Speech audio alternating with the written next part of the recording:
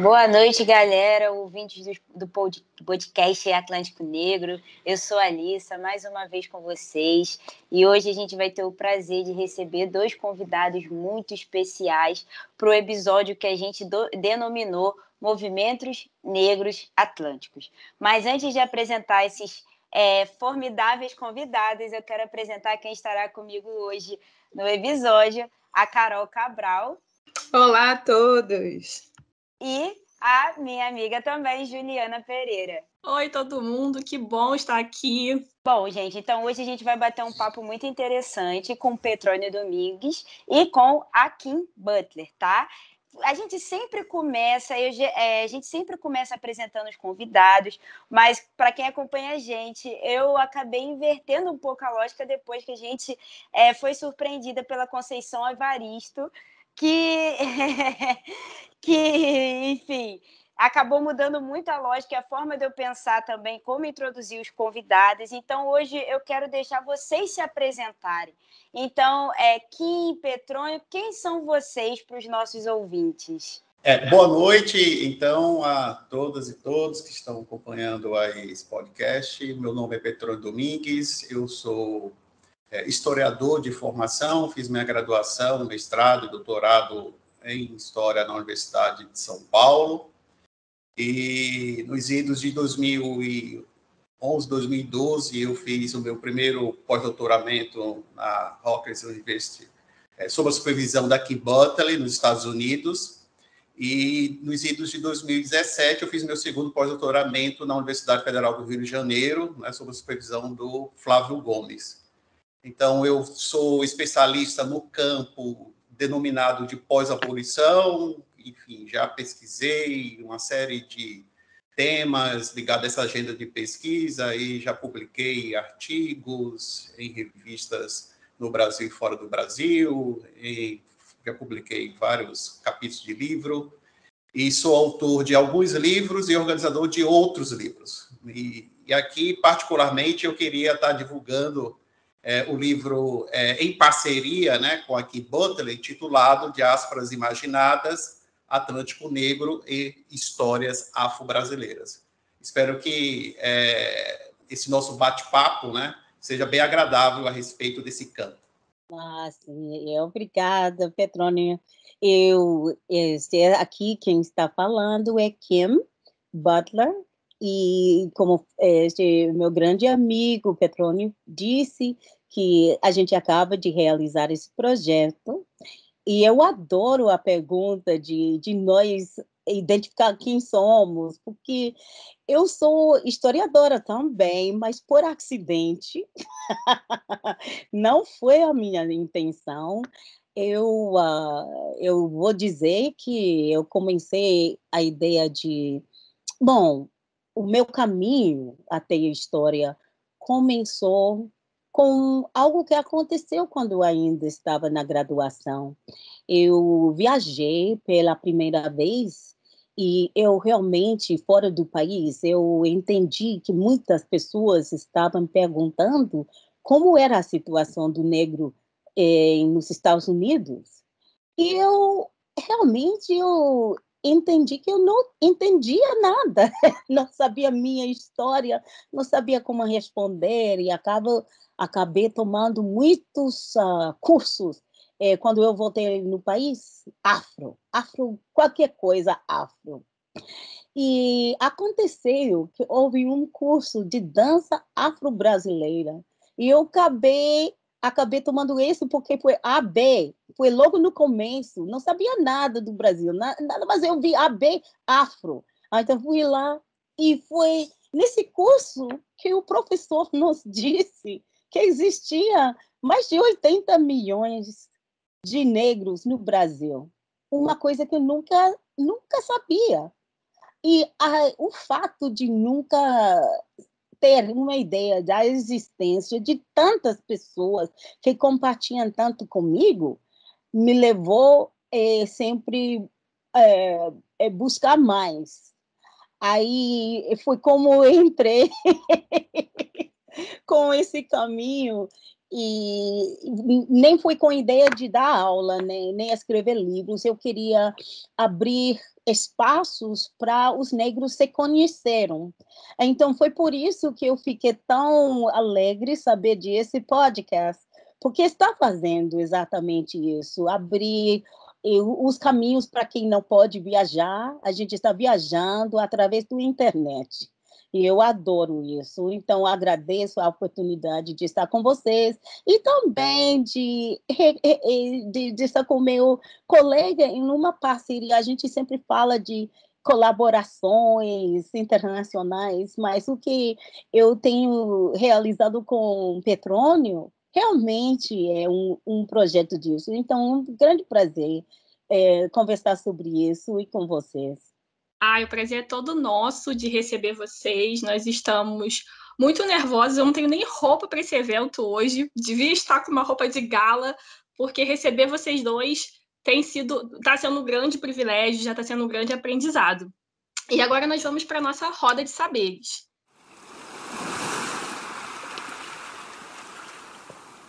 Bom, Kim e Petrônio, vocês acabaram de lançar um livro maravilhoso que me ajudou muito na minha tese de doutorado, que eu acabei de defender, chamado Diásporas Imaginadas, Atlântico Negro e Histórias Afro-Brasileiras. E eu queria saber um pouco, queria que vocês falassem um pouco como é que se deu essa parceria para poder produzir e escrever o livro. E pensando que o nosso público não é formado só por pessoas do meio acadêmico, mas nós temos estudantes, professores. Eu queria que vocês falassem um pouco como vocês entendem, o que vocês entendem como diáspora africana e como vocês apresentariam para esse público não acadêmico o conteúdo do livro. E aí vocês podem decidir quem começa, o Petrônio ou a Kim. Petrônio, você quer contar a história de como começou? Porque realmente foi motivação do Petrônio. Eu vou, então, contar uma parte, né, que é essa parte, como é que se deu a parceria, e a Kim fala mais da questão conceitual, tá ok, Kim? Nos idos, então, de 2011 até 2012, né, eu fiz um estágio de pós-doutoramento na universidade em que a Kim é vinculada, é professora, e ela supervisionou meu estágio de pós-doutoramento lá em Nova Jersey, e foi na ocasião que nós, né, nessa troca de ideias, conversa bastante, e lá tive uma conversa muito saudável e agradável com a Kim. E aí surgiu a ideia de publicarmos um livro, né? A princípio eu lancei a ideia para aqui abraçou de uma forma muito entusiástica, e aí nós ficamos pensando como é que a gente iria, enfim, articular, né? A minha agenda de pesquisa com a agenda de pesquisa daqui, e aí a gente viu que havia alguns elementos em comuns, né? Havia alguns pontos de intersecção, e aí nós decidimos, né, uma espécie de um programa, né? E aí, depois, eu voltei para o Brasil, e aí nós continuamos, né, trocando figurinhas, conversando bastante nesse intercâmbio, até que a gente chegou nesse formato da obra. Então, a obra, ela tem uma introdução que eu julgo assim, alentada, que a gente entra já no debate conceitual sobre diáspora, e aí nós dividimos a obra em duas partes. A primeira parte é uma discussão mais de ordem teórica, metodológica, no campo conceitual, que, enfim, a gente pauta particularmente essa primeira parte é de responsabilidade daqui, ela que assina essa primeira parte, são 4 capítulos, e então essa parte é de uma discussão mais teórica, né, mais conceitual, de conceber diáspora como uma categoria analítica. E tem a segunda parte da obra, que eu respondo para a segunda parte e assino a segunda parte da obra, que são 5 capítulos, em que eu vou, enfim, falar da experiência negra no Brasil à luz dessa ferramenta analítica que é a diáspora. Então, são 5 capítulos em que eu busco justamente, empiricamente, como conceber a aplicação dessa ferramenta analítica, como se operar com essa ferramenta analítica, e eu busco fazer isso nos 5 capítulos que eu assino. E tem a conclusão, né, um epílogo, que eu e a Kim assinamos em conjunto, né?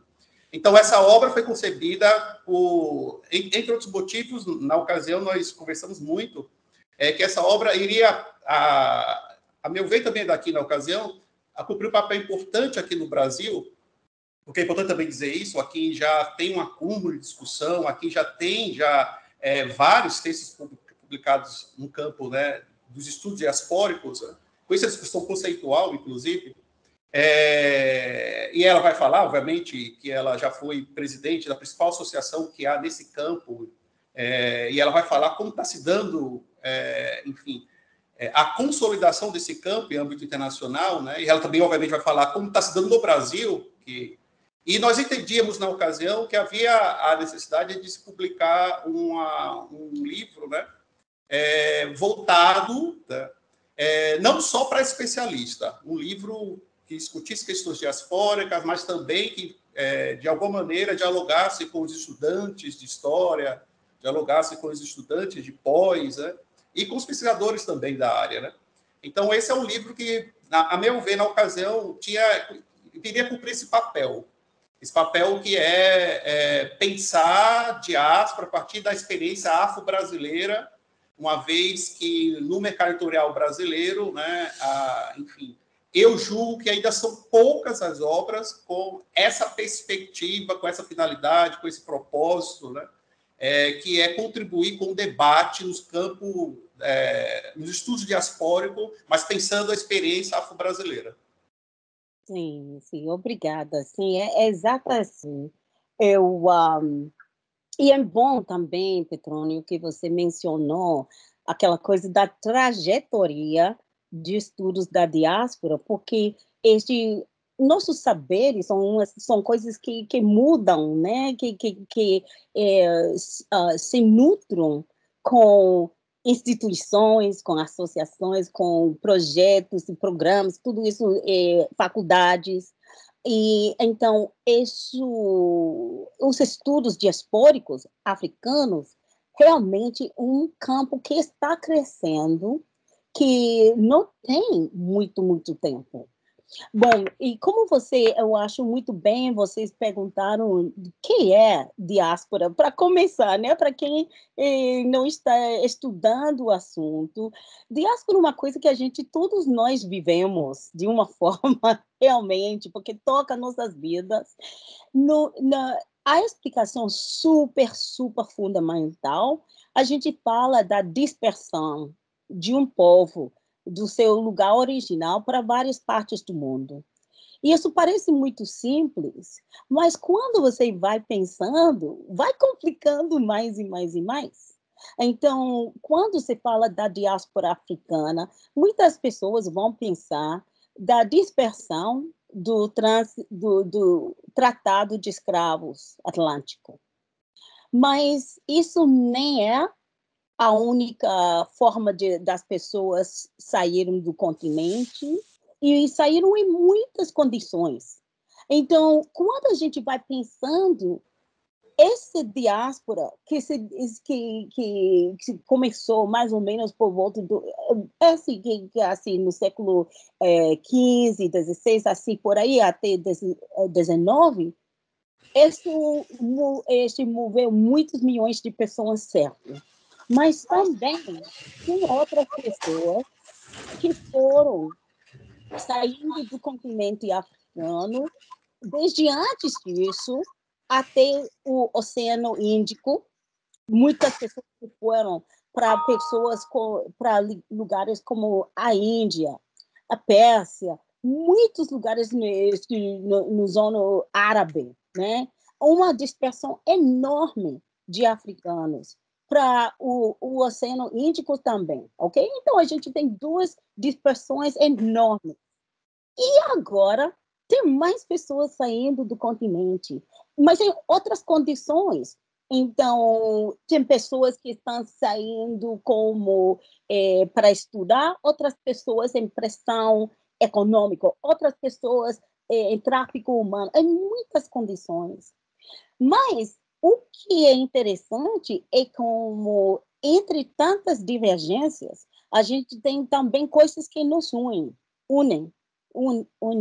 Desculpa. Então, por exemplo, um dos exemplos que eu dou, em Nova York, onde eu moro, eu tenho minha trajetória, né? Eu tenho parte da minha família que passou escravidão nos Estados Unidos, outra parte que passou escravidão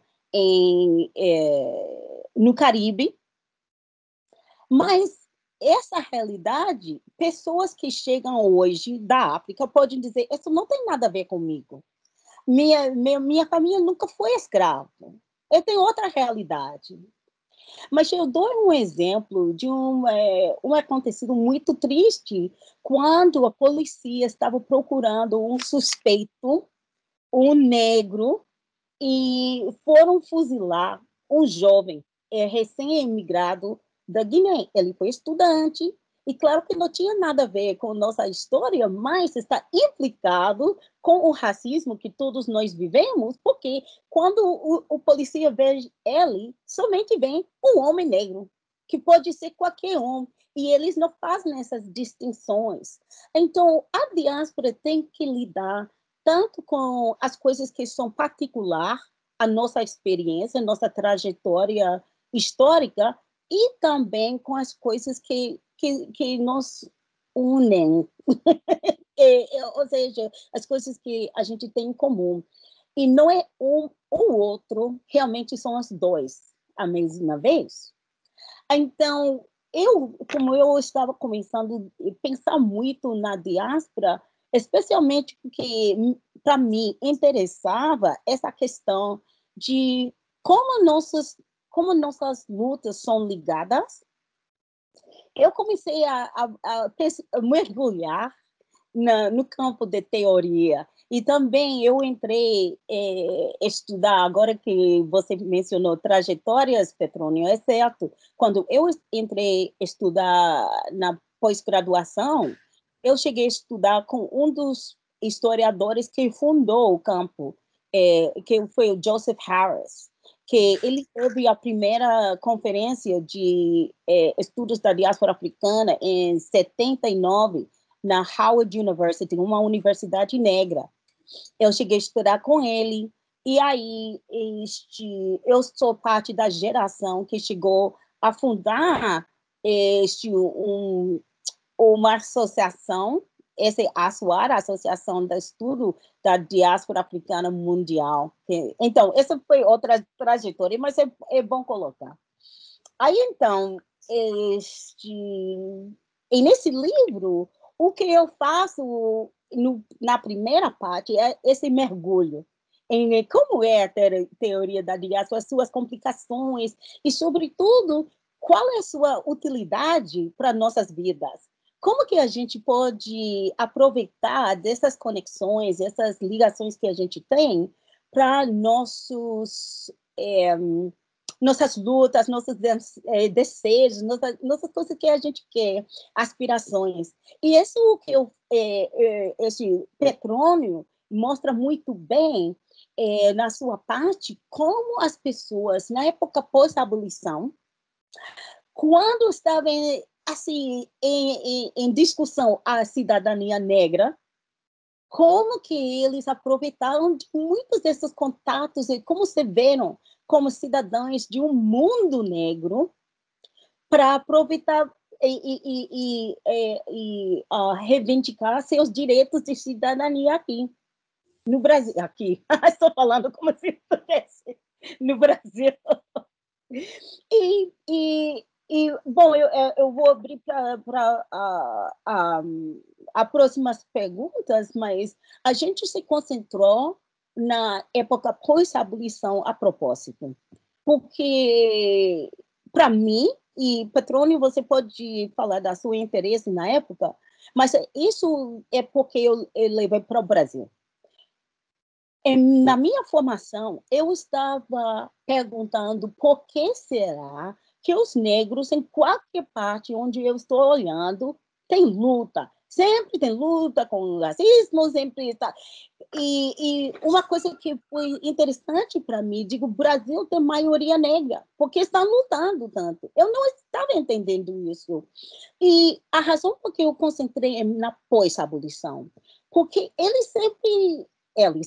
o mundo sempre disse que, não, olha os imigrantes se deram bem, vocês são mais de 100 anos depois da escravidão, porque o negro sofre tanto. Então, eu nunca aceitei que foi uma diferença na nossa qualidade, nosso caráter, nossa possibilidade, a gente é gênio. Então, como que pode ser isso? Eu nunca aceitei. Então, tem que ser alguma coisa na mudança de uma sociedade que está baseado, fundado na ideia de que o negro, a função do negro, a função do africano é criar proveito para os donos. A gente não foi trazido com a ideia de nós ser cidadão. Quando a gente acaba essa escravidão, então o único caminho é aceitar o negro como cidadão. Mas como? Como vai ser definido essa cidadania?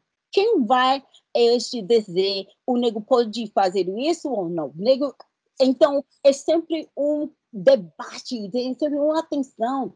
E foi nesse momento que acho que tanto no Brasil como nos Estados Unidos, os historiadores estão concentrando aqui, porque não tem nada a ver com caráter, como eu falei, né? É uma luta de poder, luta de acesso, quando não está bem definido, quando os meios não estão bem definidos ainda. Todo mundo está procurando o seu espaço. E por isso é tão interessante esse momento, porque impacta nossos vidas de hoje. É brilhante a fala de vocês dois, né? Eu queria dizer que eu estou aqui muito feliz ouvindo. Kim, você foi numa mesa do CUT, convidada pela Marta Abreu, né? Eu te ouvi falar, eu ainda era aluna da graduação, e é legal dizer que a sua fala, a sua apresentação de pesquisa me cativou ainda mais no pós-abolição. É um campo que eu sou apaixonada, eu, Juliana também, que está aqui. Dizer que a sua pesquisa, assim, ajudou muito na minha dissertação também, que eu me propus a estudar o blackface aqui no Brasil, a questão da mestiçagem nos palcos brasileiros. Então, a pesquisa de vocês dois, assim, foi um norte muito grande. E aí, pegando um gancho um pouquinho do que vocês falaram, quando a gente fala desde o meado do século XIX, e aí eu aprendi com a Marta, que eu sempre falava final do século XIX, a Marta falava, não, é meados do século XIX, é meados do século XIX. E no começo do século XX, a gente observa, né, diferentes movimentos e diferentes agências dos sujeitos negros em todo o Atlântico Negro, né? Então, o movimento do New Negro, o movimento lá também na França, em países da África, e como a população negra ela vinha ali nessa busca por direitos políticos, por cidadania, por uma nova representação da população negra também, né, no Atlântico. Então, pensando nesse período imediato mesmo do pós-abolição, que eu queria que vocês falassem um pouco de como vocês entendem essas agências desses sujeitos negros, né, numa sociedade que tinha acabado de deixar de ser escravocrata, né? Então, como vocês enxergam essa agência nesse contexto que a gente pode dizer que tem semelhanças, mas também tem ali disparidades muito grandes com o nosso contexto político de hoje em dia? É essa a pergunta. Eu vou tentar ser breve na resposta. Eu acho que o campo, né, do pós-abolição, ele vem se consolidando cada vez mais no Brasil, né? E a partir desses novos estudos, é possível já a gente afirmar que aquela velha narrativa, ou a tradicional narrativa, aquele paradigma bem já, eu diria, cristalizado, de que a população negra no período pós-abolicionista, então essa pergunta está ligado a isso, nesse imediato pós-abolição, ficou em estado de marginalização, né? Estado de marginalização, e aí excluído do mercado de trabalho, excluído da representação política, ficou excluído, enfim, da vida social, e ficou em estado de alienação, ficou em estado vivendo, né, como um pária da sociedade, etc. Eu acho que essa narrativa tradicional ela foi importante, cumpriu um papel importante enfim, do ponto de vista acadêmico, que foi denunciar o racismo. Isso é importante frisar, né? Pois a partir dessa narrativa foi que, do ponto de vista acadêmico, começou a se colocar em xeque o mito da democracia racial ou a ideologia da democracia racial. Então, para mim, cumpriu um papel importante essa narrativa. No entanto, essa narrativa ela tem seus limites, ela tem seus problemas. Quais são os problemas que eu vou apontar aqui? Eu acho que o problema dessa narrativa é que ela é generalizante, isso eu acho um problema. Eu acho que o problema dessa narrativa é que ela é simplista. Acho que o problema dessa narrativa é que ela é maniqueísta. Acho que o problema dessa narrativa é que ela reduz experiências históricas complexas a partir de um chavão, ou a partir dessa chave da marginalização. Então, o que as nossas pesquisas vêm apontando é que essa população negra, no período imediato após a abolição, de fato ficou, sim, numa condição de subalternidade em várias esferas da sociedade, em várias dimensões, em várias instâncias, mas isso não é tudo. Eu acho que os novos estudos vêm apontando que, a partir de trajetórias individuais e familiares, como essa população negra ela buscou não só resistir a esse quadro de diversidade, mas ela, na medida do possível, buscou superar as barreiras raciais, buscou superar os obstáculos e todo instante buscando afirmar-se no campo dos direitos, da cidadania, e parte dessa população, pelo menos que o estudo vem apontando, também conseguiu ascender, conseguiu se inserir no mundo da vida política institucionalizada, conseguiu se inserir do ponto de vista da mobilidade social, conseguiu se inserir do ponto de vista do mercado de trabalho. Então, o que esses novos estudos do campo pós-abolição vêm mostrando, né, como essa experiência negra, desse imediato pós-abolição, ela foi multifacetada. Como essa experiência negra ela foi diversa, como essa experiência negra ela foi plural. E, portanto, o que esses novos estudos vêm demonstrando é que se houve, sim, essa marginalização da população negra, isso é inegável, é um dado objetivo, né? Mas isso não é tudo. Isso a experiência negra não se esgota a partir dessa chave que é da marginalização. A experiência negra vai além da chave da marginalização. Oh, excelente. E uma coisa que você está falando, Petrônio, que é super importante e que é diversa. São diversas essas histórias. Não se pode falar de uma história pós-abolição, são várias.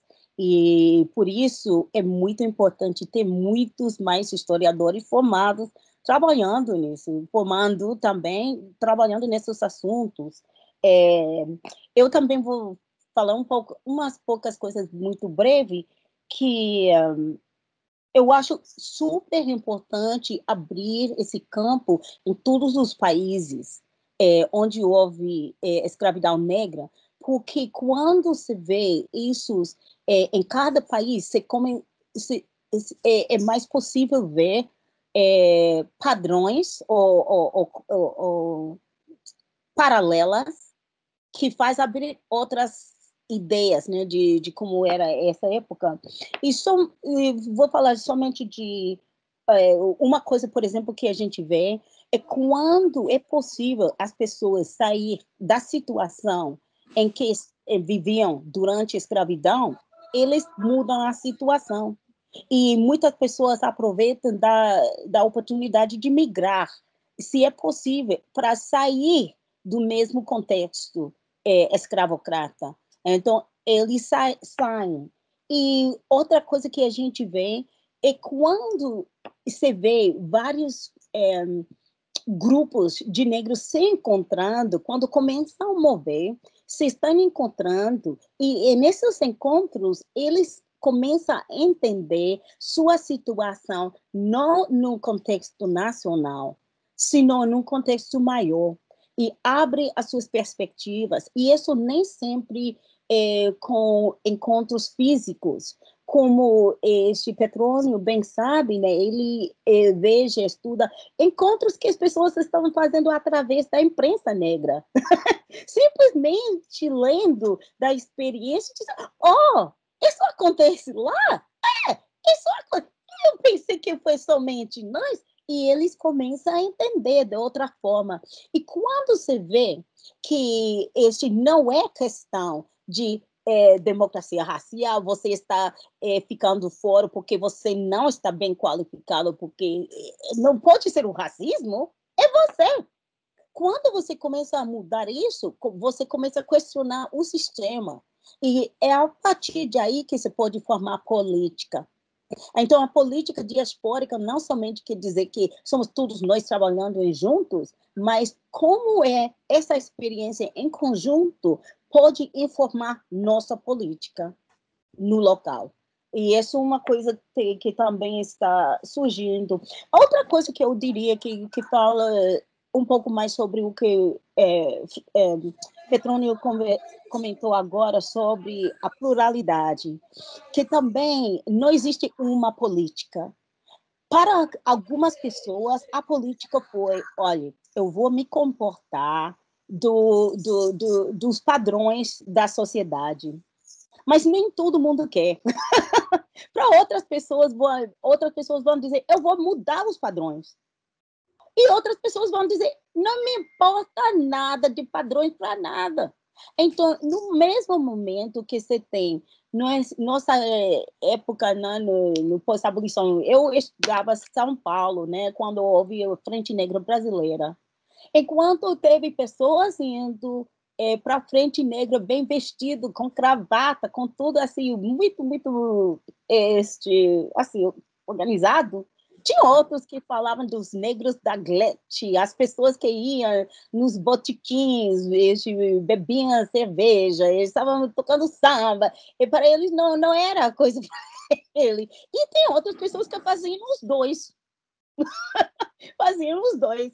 Então, essa política, e quando eu estou falando política, a política de como o negro vai pertencer a essa sociedade, essa questão, sempre tem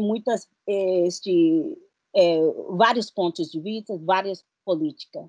Então, as entidades a gente conhece porque eles têm reivindicações, organizações, plataforma, publicações, mas no mundo de cada pessoa existe uma política também.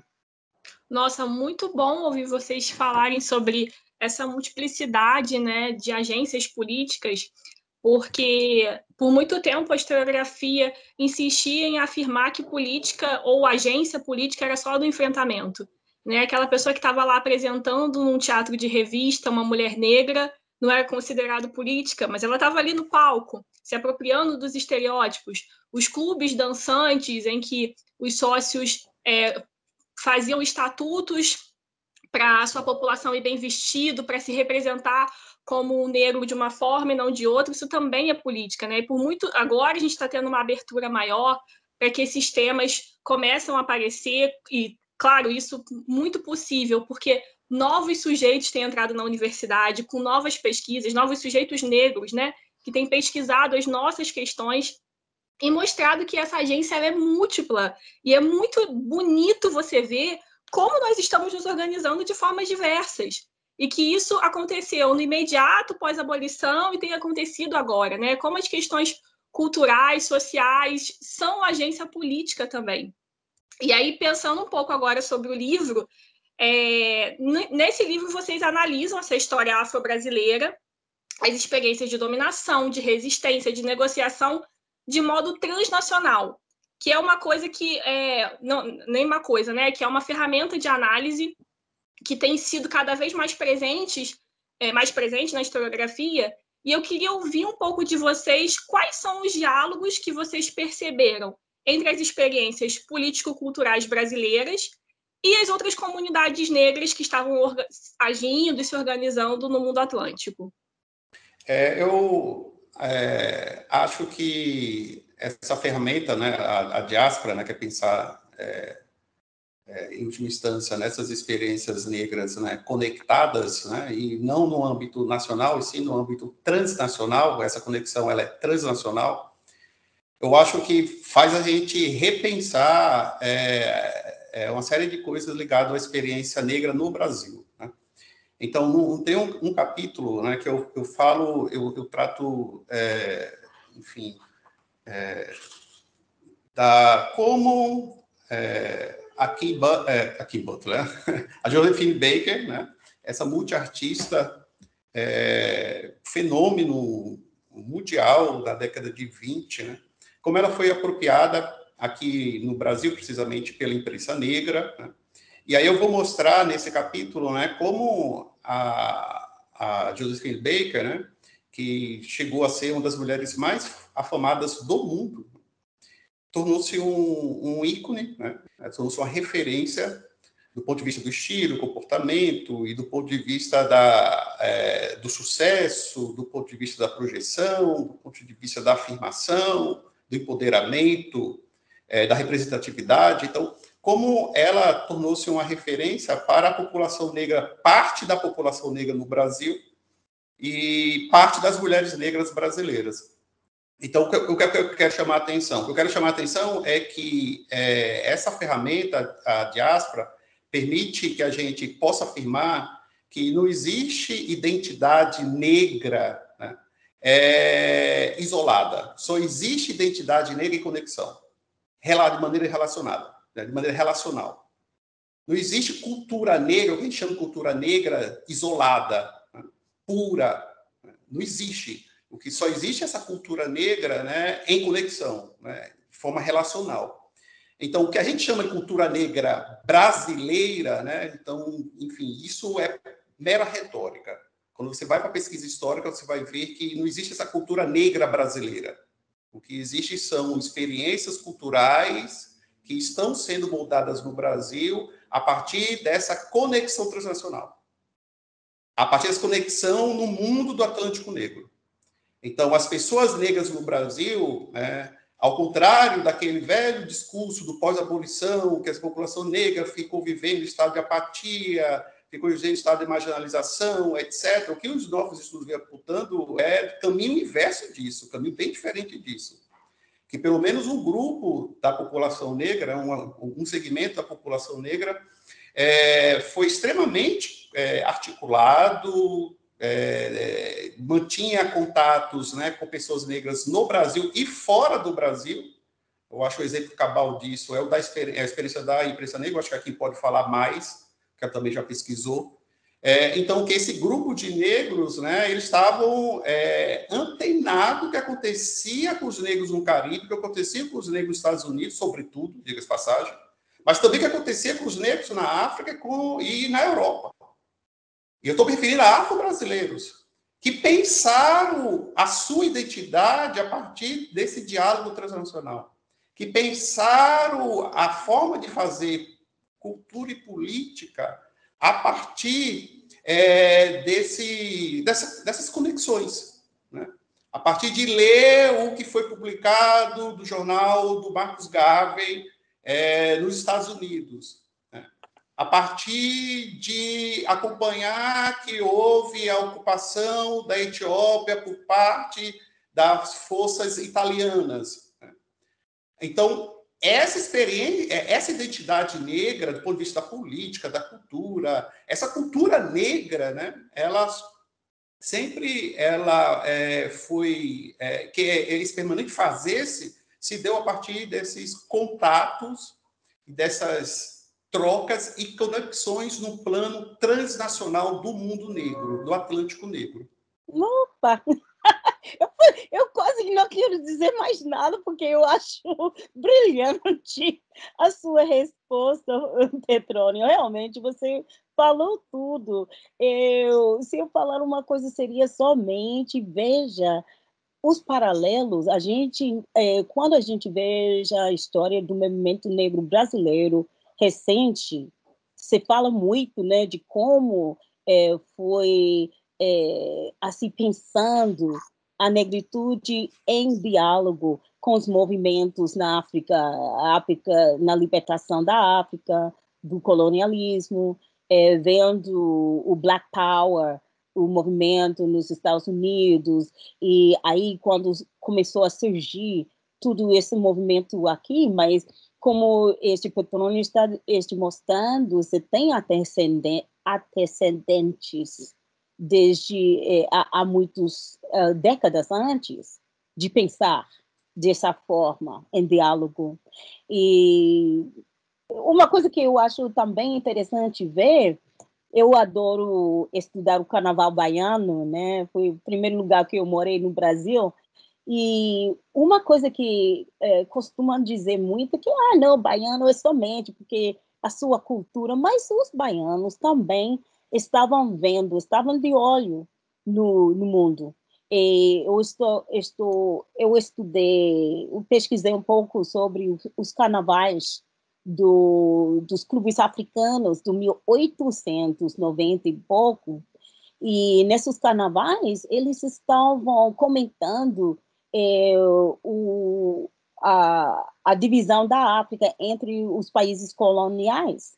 Estavam comentando a entrada dos alemães na África Central, estavam comentando a guerra dos Boers e ingleses na África do Sul, comentando na Zululândia, como eles falavam. Então, não foi somente aquela coisa, sim, não, foi puro candomblé. Não foi.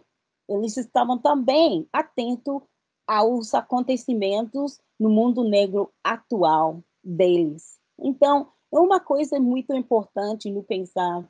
E enquanto a literatura que está circulando nos Estados Unidos, uma coisa que repercutiu muito foi a Revolução Haitiana, do Haiti, porque em muitos lugares isso mudou muito a forma de as pessoas conceberam o que queria dizer ser um cidadão negro no mundo atlântico.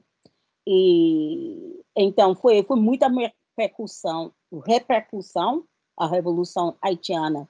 É interessante que por o que estou entendendo de aqui do Brasil, eu teria interesse em saber que tipo de repercussão teve aqui a Revolução Haitiana, mas talvez isso seja outra conversa.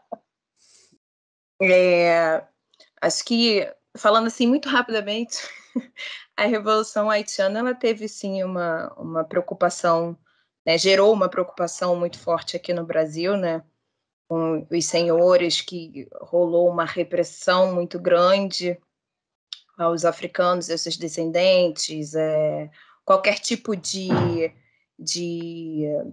manifestação cultural, né, era reprimida, qualquer ajuntamento poderia vir a ser uma revolução do Haiti.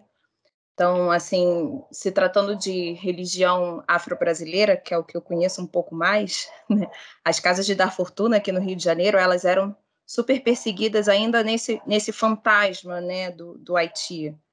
O Haiti não pode ser aqui de jeito nenhum. Mas, voltando aqui ao nosso roteiro de perguntas, a gente falou bastante sobre conexões, né? A gente falou um pouco sobre o associativismo negro, assim, sobre uma perspectiva histórica, né? Sobre o livro que vocês estão fazendo. E como os dois já colocaram aqui hoje, a cultura ela sempre foi uma aliada, né, da luta política negra. E aí a gente queria saber assim um pouco de vocês, como que vocês veem essa organização da comunidade negra hoje, né? Se a cultura ainda é essa aliada, se os aliados ainda são os mesmos, ou como estão sendo feitos debates, algumas estratégias e possibilidades, né, dessa luta negra nos dias atuais. É difícil. A gente está vivendo um momento muito difícil nos Estados Unidos. Eu só posso comentar dos Estados Unidos. E a gente teve uma vida associativa muito grande, muito poderosa e muito baseada na cultura, mas isso foi por causa da segregação. A separação de raças legalizada forçou muitas entidades culturais. E eu não estou dizendo que foi uma coisa boa ter essa coisa forçada, mas a gente pode constatar que quando mudou as formas de institucionalizar o racismo já não é mais aquela coisa muito aberta, muito forte. Bom, se é. Mas eu vou dizer que enquanto as leis... até isso você pode falar, mas não tem separação legalizada de raça, sim? E por causa disso, mudou uma das dos contextos para a formação de muitas coisas culturais negros. Agora, a gente está, depois das manifestações do ano passado, houve muito interesse em aparecer que tem interesse em ajudar a causa negra e tudo isso, então rolou muito dinheiro para projetos, iniciativas, tudo isso cultural. Então, a gente passa essa coisa de quando tem dinheiro para projetos e tudo, tem uma expansão. Bom, é muito complicado, talvez é melhor não falar muito sobre os assuntos, deixar este Petrônio falar, porque, como você falou no começo, né, essas coisas têm suas nuances, suas detalhes, e é muito difícil falar em grosso quando você tem esses detalhes, mas a gente está aí, a gente está na luta, e as formas culturais, especialmente a questão de representação cultural, é muito importante, está forte, mas a gente tem que entender que esse dinheiro, esse interesse político nem sempre vai estar lá.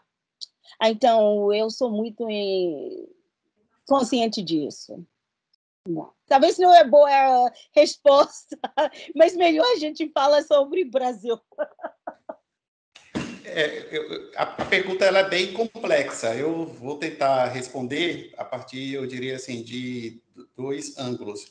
Eu acho que do ponto de vista, se a gente pensar, né, enfim, algumas linguagens e expressões culturais, tais como cinema, teatro, né, música, etc., a gente percebe sim que está havendo uma emergência, e mais do que isso, né, cada vez mais a população negra vem ocupando espaço no Brasil, estou me referindo, né? E vem desenvolvendo seus projetos com esse recorte racial. Então, em termos dessa cultura, a partir dessa linguagem que eu mencionei, então é possível falar assim, uma forte, eu diria hoje, né, inserção que há, para além da comunidade negra, por parte do movimento hip-hop, a partir, né, de suas manifestações de arte, cultura, valorização da cultura negra, que em vários desses grupos, né, de rap, vários desses grupos de hip-hop, a cultura negra tem centralidade nas suas narrativas, mas também eu estou pensando aqui nos blocos afros, que também já, desde a década de 70, no Carnaval da Bahia, particularmente, vem cumprindo esse importante papel, que é fazer arte, cultura e política, né, a partir das letras, a partir desse discurso de afirmação, de orgulho racial, de orgulho negro. Eu estou pensando aqui, mais recentemente, nesse movimento em âmbito nacional de teatro negro. Eu acho muito importante o que está acontecendo. Vários grupos, pipocando grupos de teatros negros. Também estou pensando aqui como está se dando, né, a emergência desse cinema negro. Né?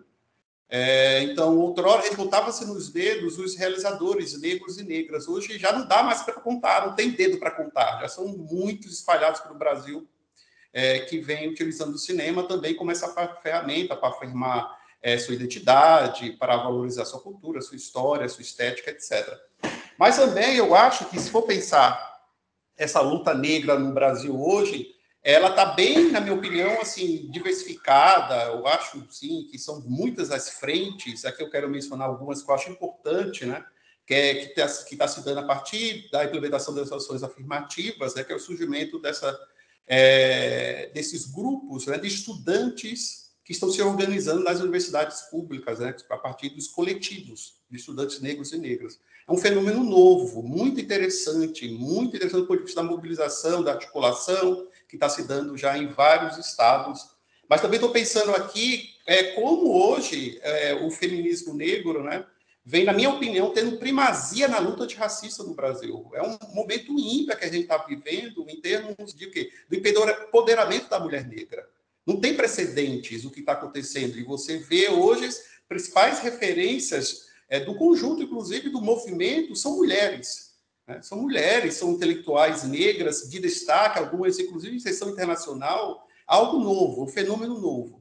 Assim como estou pensando aqui no movimento quilombolas, né? Se a gente pensar essa categoria, né, que são esses quilombolas, hoje sujeitos de direito, com organização, com atuação organizada, institucional, etc., é algo muito importante o que está acontecendo. Mas eu acho que, para não estender, eu acho que são dois movimentos que eu queria destacar, queria finalizar falando deles. Um é o Reaja, que surge na Bahia, que vem denunciando, né, de maneira muito sistemática o genocídio da população negra, sobretudo dos jovens negros, é um movimento muito importante. E também quero encerrar falando da Coalizão Negra por Direitos. Eu acho que é a maior novidade, acho que a Coalizão Negra por Direito tem tudo para ser um novo marco da organização negra no Brasil do ponto de vista da luta antirracista. E sabe que muito bem, e o que você está falando, Petrônio, me faz pensar em uma coisa das ferramentas de hoje, as redes sociais. As pessoas estão aproveitando de uma forma ótima das redes sociais e do internet, tanto de que nos Estados Unidos se fala de Twitter negro, Twitter Black Twitter. Porque é outra coisa, a maneira em que as pessoas estão aproveitando dele para fazer coisas novas, enquanto não somente as lutas, mas a criatividade, conexões, é algo, como você falou, ímpar. Gente, eu estou aqui encantada com tudo que vocês falaram. Gostaria de agradecer novamente a participação de vocês no nosso episódio. E a gente encerra aqui a nossa roda de saberes. E eu queria, então, partir para o nosso Pega Visão.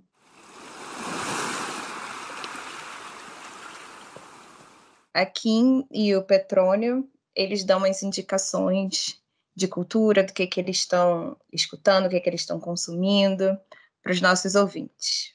Eu só vou falar de que é um livro que vai sair em março do ano que vem, de um artista e trabalhador cultural, Alberto Pita.